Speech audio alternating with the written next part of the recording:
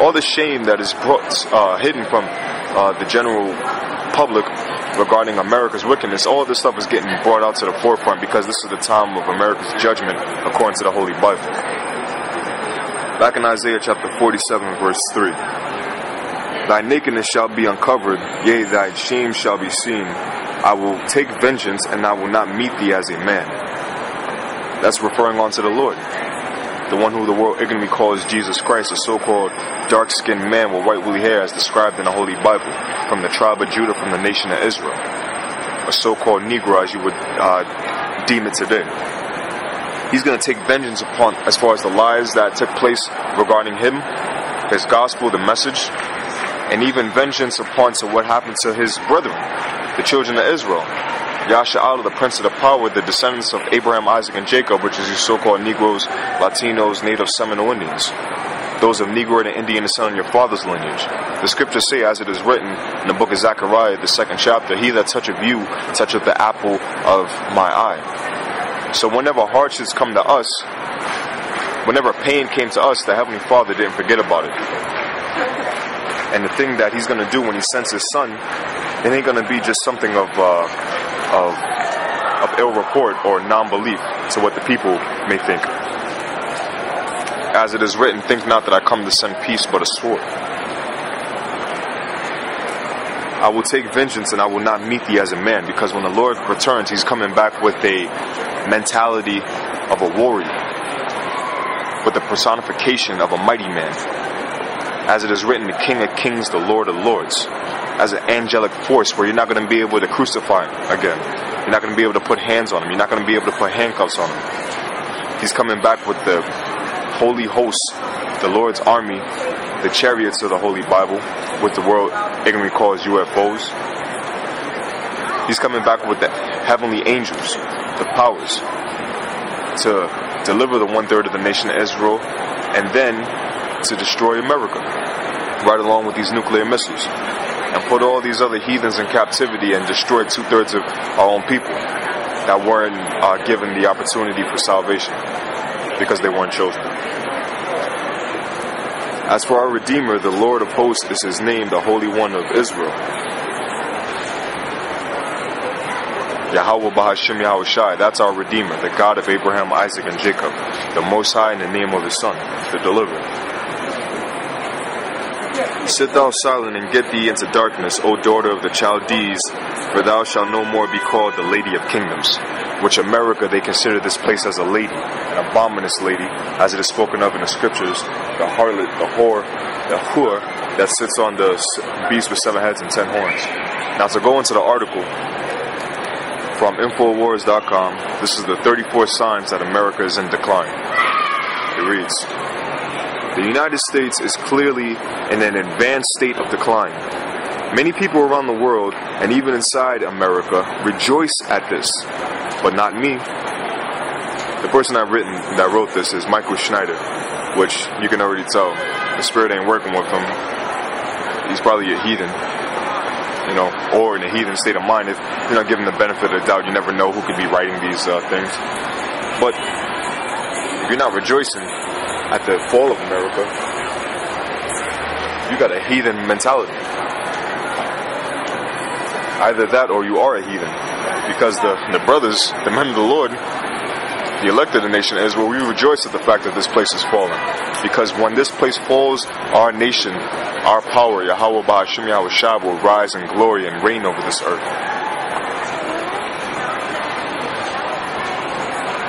I mourn for the country that I was born in and that I still love. Yeah, this guy has to be an Edomite. Ain't nothing you can love about this country, America. All this wickedness. Reading on. Yes, the United States has never been perfect, but the republic that our founding fathers started truly has been a light to the rest of the world in a lot of ways over the centuries. Yeah, a light in wickedness, because they stole this country, they stole this land from the so-called native Seminole Indians, Aztecs, that inhabited this place before they even came here. So as far as founding forefathers or Christopher Columbus discovering something, he didn't discover nothing but wickedness. This is the book of St. John, chapter 10, verse 10. The thief cometh not, but for to steal and to kill and to destroy. And applying to that to today, you so-called white people, you so-called forefathers of this ungodly country, you have nothing but the mentality of a thief. Meaning you stole this land, you came over and killed the people, the majority of the people that inhabited this land. You stole the so-called blacks from the western shores of Africa, the Jews, not the Africans, but the so-called Negroes, because there's a difference. You stole them, brought them from one side of the earth to the other, and destroyed this land with all your filthiness.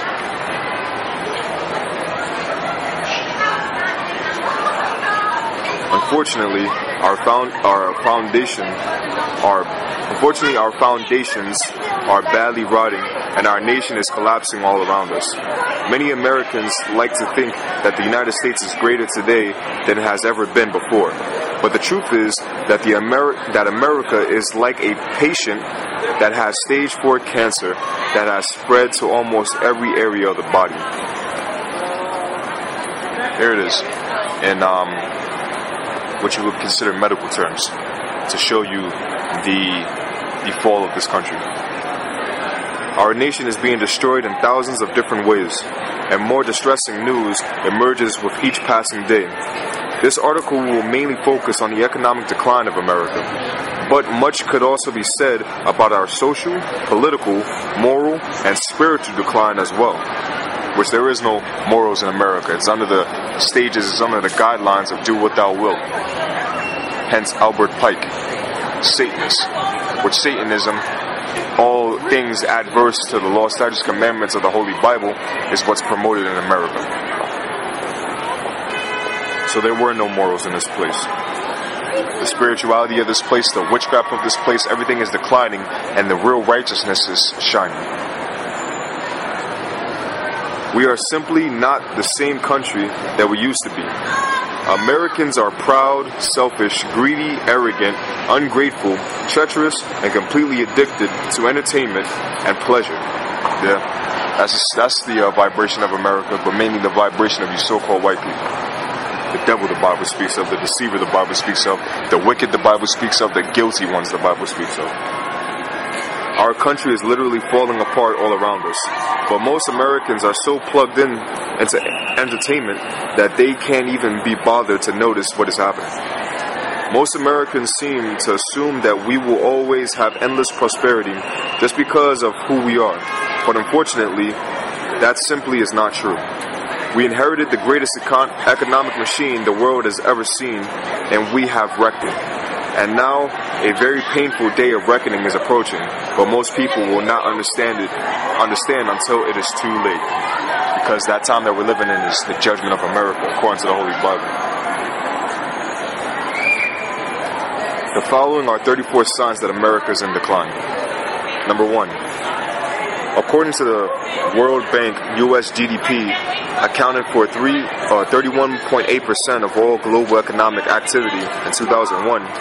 The number dropped to 21.6% in 2011. That is not just a decline, that is a free fall.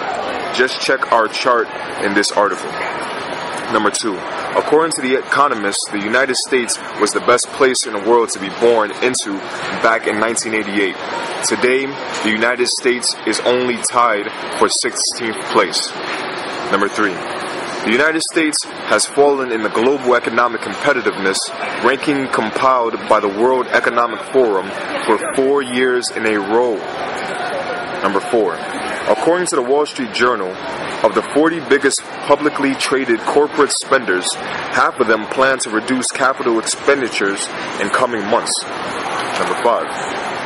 More than 3 times as many new homes were sold in the United States in 2005 as will be sold in 2012. Number 6. America once had the greatest manufacturing cities on the face of the earth. Now, many of our formerly great manufacturing cities have degenerated into festering hellholes. For example, the city of Detroit is on the verge of financial collapse, and one state lawmaker is now saying that dissolving Detroit should be looked at as an option. this stuff is speaking for itself. You know, clues for you to see and witness for yourself that America isn't doing too well. Number 7. In 2007, the unemployment rate for the 20 to 29 age bracket was about 6.5%. Today, the unemployment rate for that same age group is about 13%. At least what they're listening to the public. Number 8. 6th Avenue? Yeah, straight that way, man. Back in 1950, more than 80% of all men in the United States had jobs. Today, less than 65% of all men in the United States have jobs. Number 9. If you can believe it, approximately 1 out of every 4 American workers makes $10 an hour or less. Number 10. Sadly, 60% of the jobs lost during the last recession were mid-wage jobs, but 58% of the jobs created since then have been low-wage jobs. They're taking away the middle-class jobs and reinforcing this place with more low-wage jobs.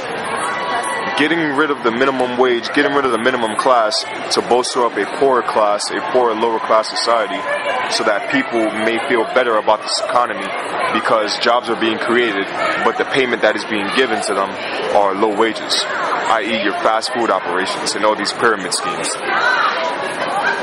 Number 11.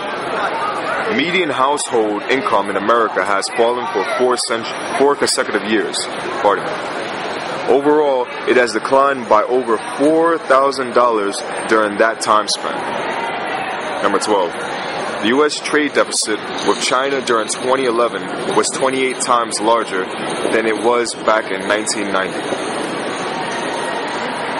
So, this place isn't producing goods, you know? They're not producing anything. If anything, they're just using this faulty fiat currency to buy stuff.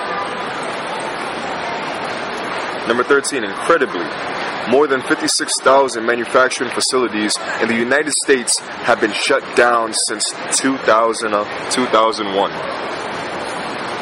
More than 56,000. Check that out. During 2010, manufacturing facilities were shutting down at the rate of 23 per day. How can anyone say that things are getting better when our economic infrastructure is being absolutely gutted? Good choice of words, Esau. Good choice of words. Number 14. Back in early 2005, the average price of a gallon of gasoline was less than $2 a gallon. During 2012, the average price of a gallon of gasoline has been $3.63, which I don't know where they're getting these numbers from. I mean, hey, some places you may find $3.63, you rejoice. Those that got vehicles. Anyway, reading on. Verse 15. In 1999, 64.1% of all Americans were covered by employment-based health insurance. Today, only 55.1% are covered by employment-based health insurance. Pretty soon that's going to be conclusive to Barack Obama's Obamacare, where it's going to be mandatory for everybody to have that so-called free health care, which also includes the mark of the beast, the chip the Bible speaks of. Number 16. As I have written about previously, 61% of all Americans were middle income. Back in 1971, according to the Pew Research Center, today, only 51% of all Americans are middle income.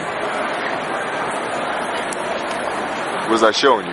The lower class is getting bigger and bigger, while the middle class is diminishing.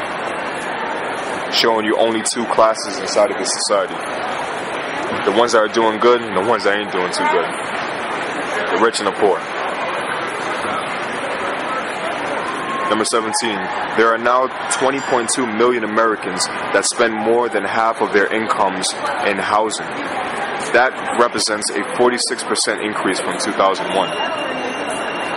Number 18. According to the U.S. Census Bureau, the poverty rate for children living in the United States is about 22%. Number 19.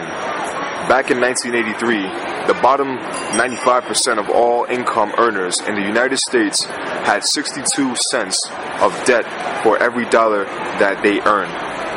By 2007, that figure had soared to $1.48. So every dollar you earn, you're in debt for at least $1.48. You do the math, man. You do the math.